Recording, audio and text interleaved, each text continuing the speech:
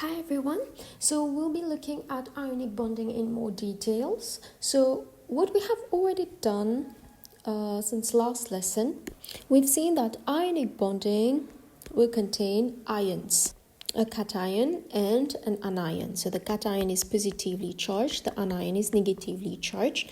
Positive and negative charges, they will attract each other by electrostatic force of attraction. So positive, negative always attract each other. The cation is formed by the metal and the anion is formed by the non-metal.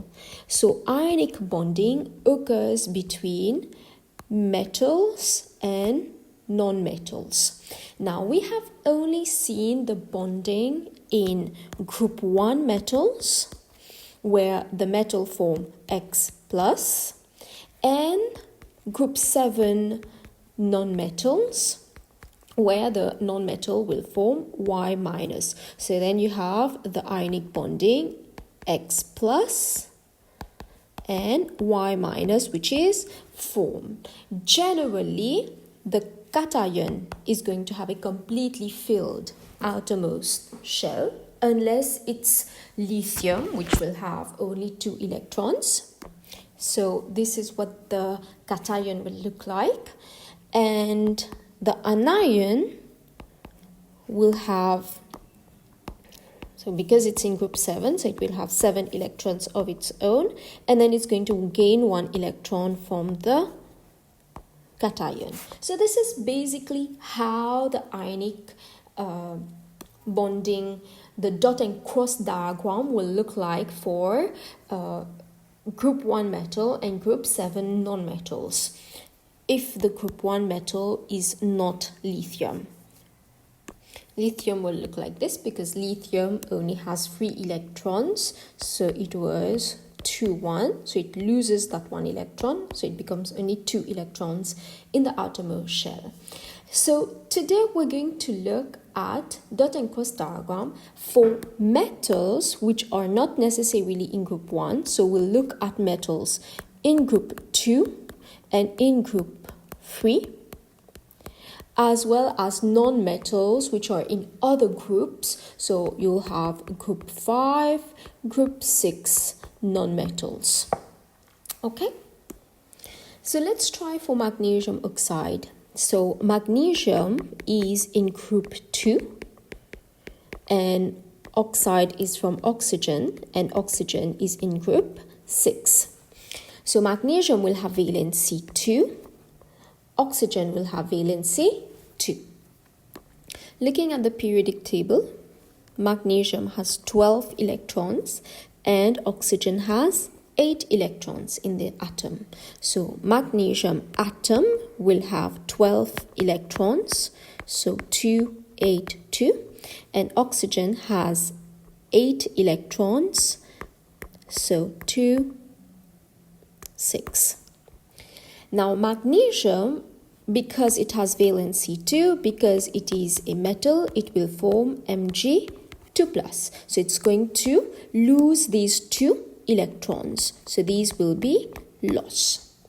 And oxygen, because it has valency 2, it's going to gain 2 electrons. So because it's the non-metal will gain electron from the anion, so it will form O2 minus. So here it's going to gain 2 electrons. And where is this 2 electrons coming from? It's coming from the magnesium.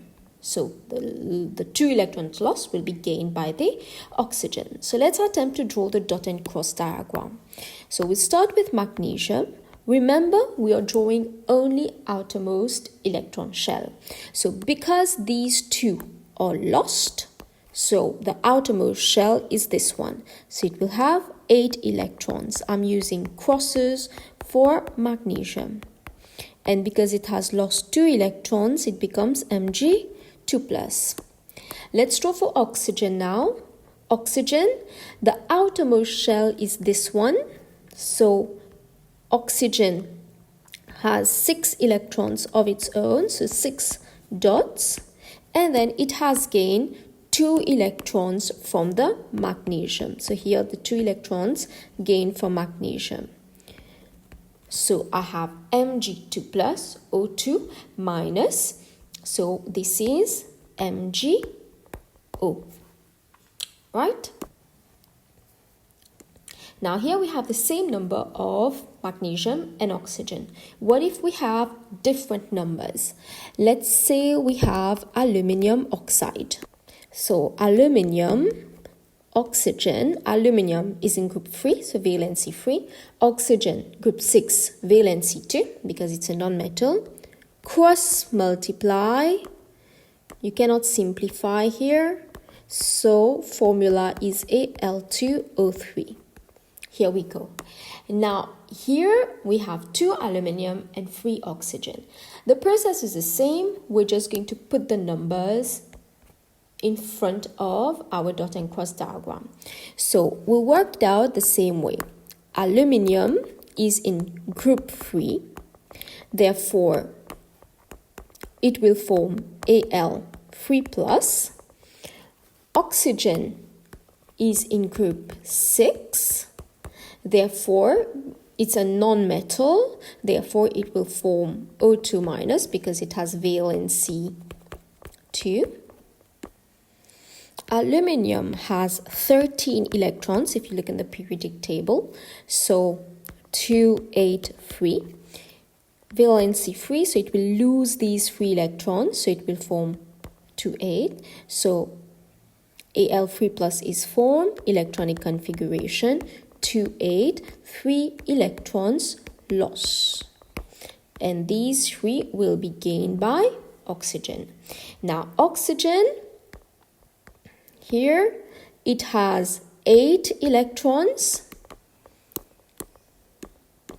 8 electrons, so electronic configuration 2, 6.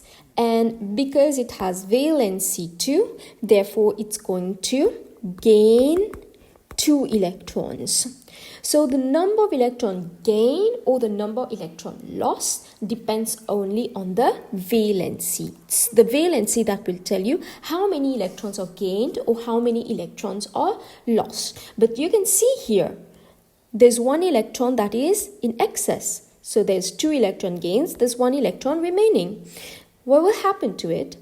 Now, remember that here we have 2 aluminium atoms, Al2. This means there is 2 aluminium, and O3 means that there is 3 oxygen. So 2 aluminium. Each aluminium loses 3 electrons. So 6 electrons lost in all.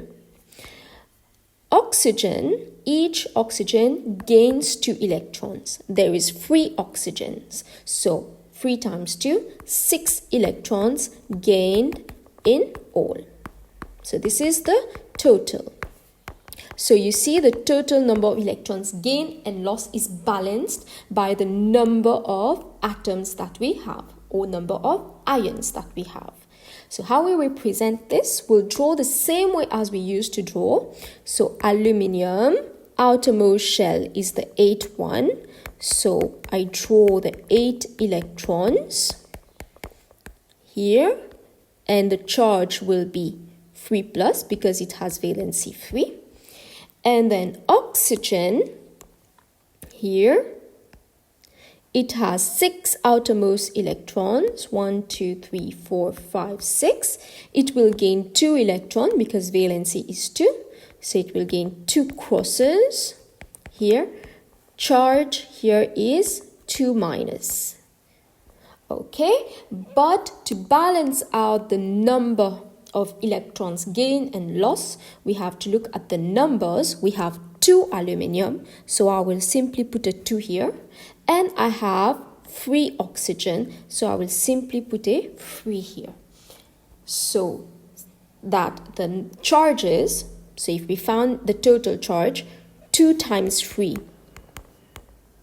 So this gives me plus 6. Here, 3 times 2 minus will give you minus 6.